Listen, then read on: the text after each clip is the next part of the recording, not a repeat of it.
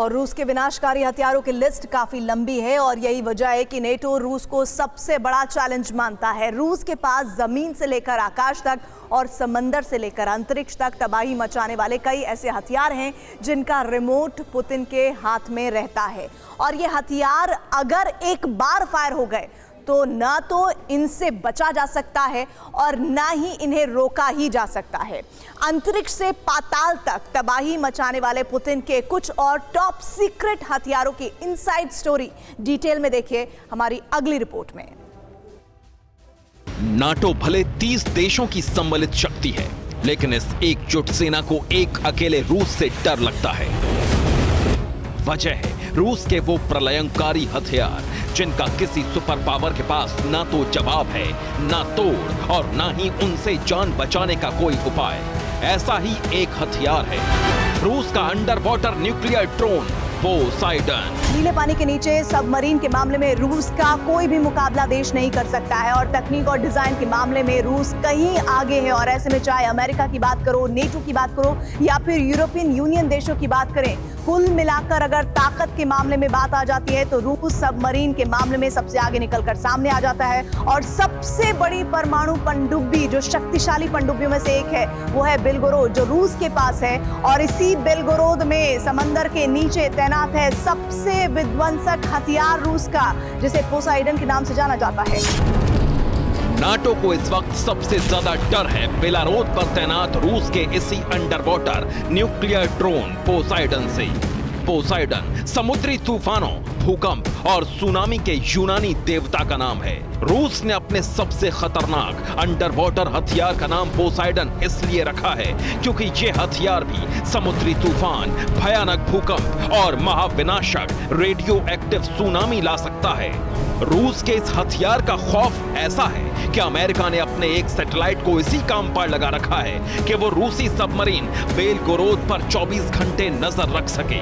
लेकिन कुछ दिन पहले आर्कटिक से निकलते ही अचानक रूस की बेलगोरोद पनडुब्बी गायब हो गई तो अमेरिका से लेकर यूरोप के हर देश में खलबली मच गई। नाटो देश और यूरोपियन यूनियन इतने खौफ में आ गए कि पेंटागन ने पोसाइडन ड्रोन के कहर की चेतावनी का नोट जारी कर दिया। इसलिए अब देखिए रूस का under water nuclear drone Poseidon कितना खतरनाक है और इससे रूस के दुश्मनों को इतना डर क्यों लगता है। पोसाइडन ड्रोन और टॉर्पीडो का मिला जुला रूप है। अगर समंदर के अंदर पोसाइडन ड्रोन ब्रिटेन की ओर दाग दिया गया तो ब्रिटेन के समंदर में 1640 फीट ऊंची विशाल लहरों की सुनामी पैदा हो जाएगी जो इंग्लैंड के सबसे ऊंचे पॉइंट इसके फेल पाइक को भी आधा डुबो देगी। ये अंडर वाटर ड्रोन किसी भी देश के नौसेना बेस और समुद्र तट के किनारे बसे शहरों को निशाना बना सकता है।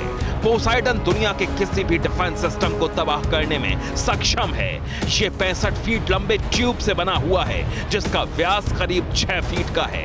पोसाइडन 1000 मेगाटन के न्यूक्लियर वॉरहेड से लैस है, यानी इतनी ताकत का न्यूक्लियर वॉरहेड जो हिरोशिमा पर गिराए गए परमाणु बम से कई हजार गुना ताकतवर है। पोसाइडन 200 किलोमीटर प्रति घंटे की रफ्तार से आगे बढ़ता है और एक बार लॉन्च हो जाने के बाद ये समंदर में 10,000 किलोमीटर की रेंज में खुद अपना रास्ता खोजता जाता है। पुतिन और उसके बाकी नेता वार्निंग दे रहे हैं, ऐसे स्टेटमेंट दे रहे हैं कि रशिया किसी हद तक जा सकता है। यहां पर इस तरह के जो टेस्ट होने इससे पश्चिमी देश काफी टेंशन में है कि रशिया करेगा क्या, आखिर क्या इसका मतलब निकलेगा।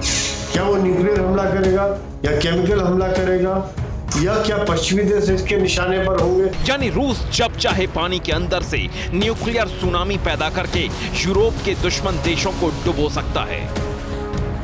स्पीड और पानी में गहराई तक जाने के मामले में दुनिया का हर टॉर्पीडो पोसाइडन से बहुत पीछे है। पोसाइडन ड्रोन समुद्र में 1 किलोमीटर की गहराई तक छुपाकर रखा जा सकता है। इतनी ज्यादा गहराई कि दुश्मन को इसके बारे में पता भी नहीं लग पाएगा और दुनिया में अभी तक किसी भी मुल्क के पास पोसाइडन का जवाब नहीं है और अमेरिका के पास भी इतना विध्वंसक हथियार नहीं है। रूस के रक्षा मंत्री ने रूस के दुश्मनों को जब नतीजा भुगतने की धमकी दी थी तो उनके जहन में रूस के ऐसे ही हथियार थे जिनका पता लगाना भी मुश्किल है। किसी को वो हथियार दिखते नहीं, सिर्फ उन हथियारों से मची तबाही दिखती है।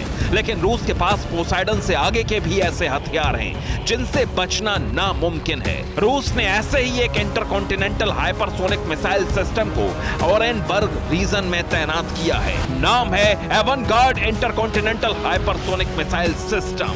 रूस का दावा है अगर ये मिसाइल लॉन्च कर दी गई तो इस धरती का कोई कोना ऐसा नहीं जहां सिर्फ 30 मिनट के अंदर एटम बम का मशरूम न बन जाए।